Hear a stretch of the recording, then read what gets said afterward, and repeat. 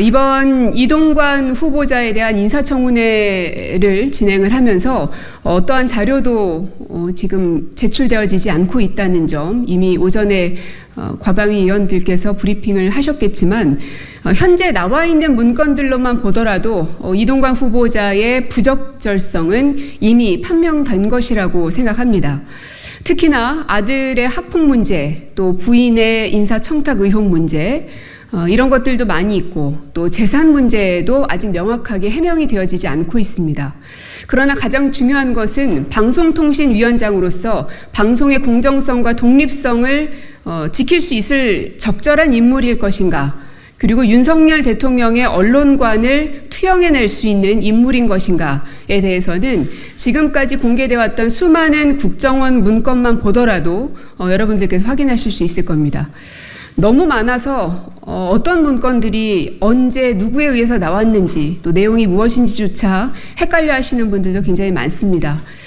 저희 방에서 확보하고 있는 이 국정원 사찰 문건들 굉장히 많습니다.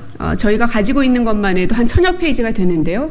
그 가운데 이동관과 관련되어 있는 문건들, 그러니까 배포했던지 아니면 요청을 했던지 이런 문건들 한 30여 건을 발견을 했고요. 그 가운데서 실제로 실행이 됐는지 여부까지 확인된 것 9건만 여러분들께 정리해서 말씀을 드리도록 하겠습니다.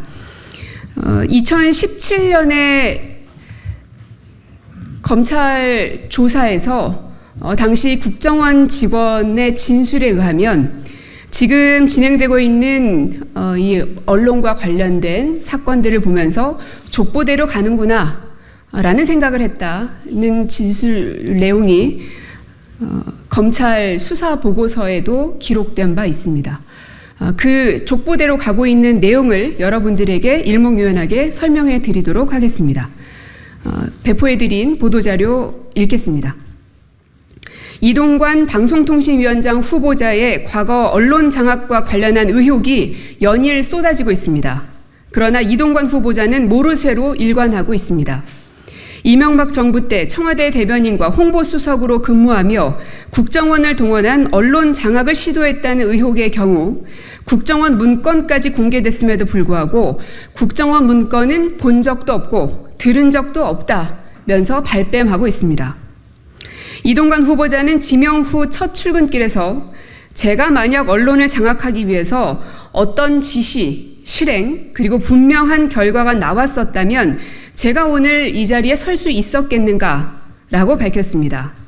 그러나 당시 이동관 홍보수석의 요청으로 작성되고 홍보수석에게 보고된 국정원 언론장악 문건은 상당수가 계획대로 실행된 것으로 확인됐습니다. 오늘 이동관 후보자와 관련된 국정원 언론장악 문건 9건과 실행 여부를 공개합니다. 이동관 후보자가 청와대 대변인과 홍보수석 비서관을 연이어 맡았던 2008년에서 2010년 사이에 작성된 문건들로 홍보수석실의 요청으로 국정원에서 작성해 홍보수석에게 보고한 문건 등입니다. 국정원 문건에서 악의적 멘트로 여론을 선동한다고 평가한 김미화의 세계는 우리는의 경우 폐지 논란에 휩싸였으나 내부 반발로 가까스로 폐지가 무산됐지만 결국에는 프로그램에서 하차했습니다. 2010년 5월 28일 홍보수석실 요청으로 국정원이 6월 3일 작성 보고한 KBS 조직 개편 이후 인적 쇄신 추진 방안에서는 좌편향 PD들이 편파 방송을 획책하고 반정부 왜곡 보도를 한다며 좌편향 인사 색출 계획을 세웁니다. 이 계획은 용태영 취재 파일 431 부장, 이강현 EP 등 8명의 기자, PD의 전보 강등 등 퇴출로 실행됐습니다. 2008년부터 2010년까지 이동관 대변인과 이동관 홍보수석에게 보고된 국정원의 언론장악 문건은 MBC 조기 정상화, 방송사 가을 프로그램 개편 계기 편파방송 근절의 박차라는 미명 아래 엄기영 사장과 김우룡 방송문화진흥회 이사장 자진 사퇴 압박, 이명박 정권에서 좌편향으로 낙인 찍은 방송 진행자와 패널, 기자들의 퇴출을 목표로 삼았고 계획대로 실행됐습니다. 이동관 홍보수석실은 2009년 11월 19일 김제동 등 일부 연예인의 수면 마취제 중독설 점검 제목의 국정원 문건 작성을 요청하고 보고받기도 했는데 주요 내용은 좌파 연예인들 간 프로포폴, 마약류 유포 실태 파악이었고 이후 국정원은 김제동, 윤도현, 신해철, 박찬욱, 봉준호 등 82명의 연예인 블랙리스트를 작성하기도 했습니다. 언론계 쇄신, 편파방송 근절, 공정방송 정착, 좌편향 출연자 조기 퇴출 등 방송 장악을 위한 미명 아래 국정원이 언론을 사찰해 언론 장악 시나리오가 담긴 문건을 작성하도록 지시하고 보고받은 당사자는 이동관 홍보수석실입니다. 2017년 11월 국정원의 불법 사찰을 수사한 서울중앙지검의 수사 보고서를 보면 국정원 직원은 언론 장악 문건과 관련해 청와대 홍보수석실에서 요청을 했기 때문에 작성된 것이라고 진술한 바 있습니다. 이명박 정부 방송장악 배후 설계자 비판을 받는 이동관 후보자는 방송의 자유와 공정성을 지키기 위한 독립적 운영이 생명인 방송통신위원회 위원장 자격이 없습니다. 후보자 지명 후 첫 일성이었던 공산당 언론 발언만으로도 실격 후보입니다. 정부의 비판적 보도, 불편한 보도를 하면 공산당 언론으로 보는 편가르기 언론과는 민주주의 공론장인 언론을 위협하고 결국 민주주의 기반도 흔들 것입니다. 방송 장악용 인사라고 국민이 반대하는 후보, 방송 자유를 위한 방통위 독립적 운영과는 거리가 먼 자격 미달 후보, 인사청문회 자료 제출을 거부하는 검증 거부, 국민 무시 후보, 이동관 후보자는 이미 삼진 아웃입니다. 좀 더 구체적으로 여러분들께 보여드리기 위해서 자료를 좀 정리를 해왔습니다. 그 9건에 대한 문서의 내용, 저희가 따로 내용을 만든 것이 아니라 실제로 국정원이 사찰을 했던 국정원이 작성한 실제 문서입니다. 그 문서의 내용과 그것이 어떻게 실행이 됐는지 저희가 추정을 한 것이 아니라 당시에 언론 보도를 통해서 팩트가 확인된 내용들, 즉 실행이 이루어졌던 것들만 추렸습니다. 첫 번째, 방송계 쇄신 진행 동향 및 고려사항 2008년 8월 5일자의 문건인데요. 여기 보시면 국민 피로감, 북경 올림픽 등으로 지속 쟁점화시키기에 한계가 있으므로 8월 중 마무리한다는 원칙 아래 총력 대응 필요, 제작진 사법 처리 확행, MBC에 대한 내용입니다. 당시의 보도를 보니 실제로 PD 수첩 제작진에 대한 체포영장이 청구가 됐습니다. 뿐만 아니라 당시의 법무부 장관은 두세 차례 소환에 응하지 않는 피의자에 대해서는 체포를 하든지 조사 없이 기소해야 한다라며 이를 검찰에 지시하고 있다라고 말한 내용이 보도를 통해 확인이 됐습니다. 두 번째, MBC 조기 정상화를 위한 추진 방안이라는 문건에 보면 8월 27일경 보수 성향 이사 주도로 해임 건의안을 전격 발의, 공개적으로 자진 사퇴를 압박이라고 되어 있는데요. 실제로 이 당시의 보도를 살펴보니 김우룡 박문진 이사장은 한 언론사와의 통화를 통해서 이사들이 질의를 하고 추궁하는 과정에서 사장이 알아서 물러나겠다고 하면 좋지 않겠느냐. MBC 경영진 알아서 물러나야 라면서 공개적으로 자진 사퇴를 압박한 것이 이렇게 확인됐습니다. 세 번째, 방송사 가을 프로 개편 계기 편파방송 근절의 박차라는 문건에서는 반정부 독서를 일삼는 여기는 이제 이회수입니다. 이회수의 언중육해를 폐지하고 밑에 보면 오마이텐트인데요. 이건 김제동의 오마이텐트입니다. 오마이텐트도 첫 방송 직후 정규 편성에서 배제라고 적혀 있는데요. 그 당시 실제로 오마이텐트는 편성에서 제외됐고 이회수의 언중육해는 폐지가 됐습니다. 네 번째, 김제동 등 일부 연예인의 수면 마취제 중독설 점검이라고 쓰여있는 문서를 보면 당시 홍보수석실에서는 국정원에게 김제동 등 일부 연예인의 수면 마취제 중독성 점검이라는 제목의 문건을 요청한 바가 있었습니다. 실제로 이것은 작동이 되었고 이후 17년의 수사를 하는 과정에서 이명박 정부 시절 국가정보원이 정권 비판 성향으로 분류한 특정 연예인을 공격하려고 환각성 수면 마취제 프로포폴 투약서를 인터넷에 퍼뜨리는 여론조작 계획을 세운 정황이 포착됐다라는 게 이후에 밝혀졌습니다. 다섯째, 라디오 시사 프로 편파 방송 실태 및 고려 사항이라는 문건을 보면 맨 마지막 비디오에 보면은요.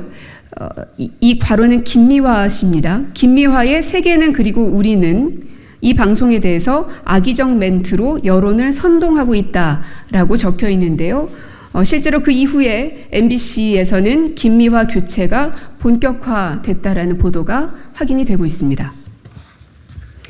여섯째, 방송사 지방선거기획단 구성 실태 및 고려사항이라는 문건에서는 실효성 있는 제재 방안 강구로 건전 보도를 유도라고 문서에는 적혀 있는데요. 실제로 이 당시에 선거 방송과 관련한 편파적인 내용에 대한 지적들이 많이 있었고 그 당시에서는 편파 TV 토론 내부에서도 불공정하다라는 비판의 성명이 발표되기도 했습니다. 4대강 등 핵심 의제의 토론을 봉쇄해서 편파적인 토론 주제를 선정했다라는 내용의 비판들이 실제로 존재했습니다. 일곱 번째, KBS 조직 개편 이후 인적 쇄신 추진 방안입니다. 인사 대상자, 즉 좌편향 인사 대상자를 색출, 그러면서 구체적인 사람의 이름도 적시되어 있습니다. 특히 여기에 보면 취재파일 432를 만든 용태영 부장은 반정부 왜곡 보도의 혈안이라고 되어 있는데요. 실제 용태영 기자는 팀장을 맡은 지 6개월 만에 자리에서 물러나야 했다라는 게 보도로 확인되고 있고 뿐만 아니라 KBS 블랙리스트 언론인이 반정부 보도를 했다고 이해할 수 없다라는 이제 성명이 나오기도 한 걸 보면 실제 KBS 블랙리스트 언론인이 작동됐고 인적 쇄신이라는 미명하에 인사 조치가 있었던 것으로 확인이 됐습니다. 여덟 번째, 공정방송 정착을 위한 방송계 자정노력 배가라는 제목의 문건에서는 MBC 경영진에 대해서 집행부 퇴출 등 원칙 대응을 독려라고 되어 있는데요.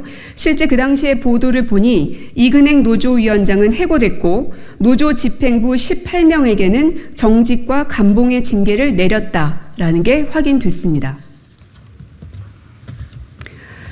마지막으로 아홉 번째, 라디오 시사 프로의 여론 왜곡 행태 적극 개선이라는 제목의 문건에서는 봄철 프로 개편 시 문제 진행자, PD, 작가, 출연자, 물갈이 대폭 추진이라고 되어 있는데요.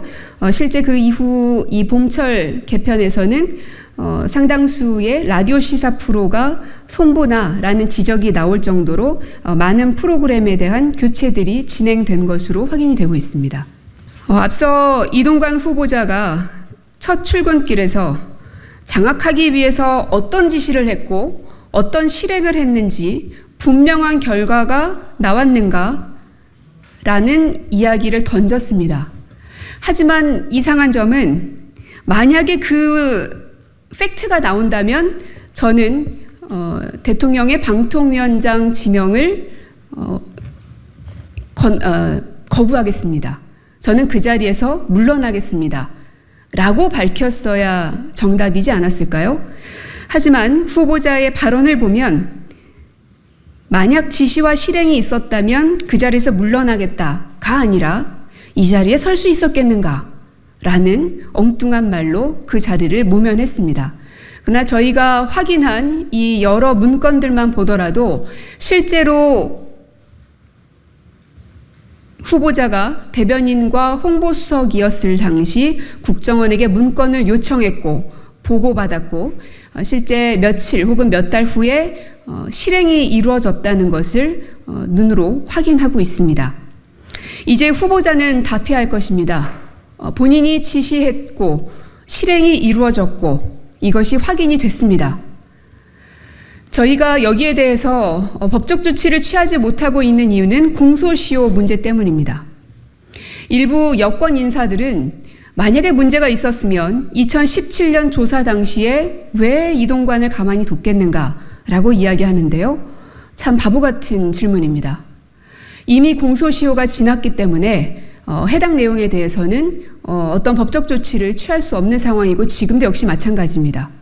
하지만 여러분 기억하시겠지만 박근혜 정부 당시에 이정현 홍보수석은 실제 이 언론에게 보도 지침을 내린 것으로 실형을 선고받은 바 있습니다. 과연 공소시효가 살아있다면 이동관 후보자의 이러한 문건과 사실들, 실행된 것들, 그 피해자들이 엄연히 존재하는 이 상황에서 범죄가 없다라고 말할 수 있을까요? 이동관 후보자는 더 이상 대한민국 언론을 더럽히지 말고 스스로 그 자리에서 물러날 것을 다시 한번 촉구합니다.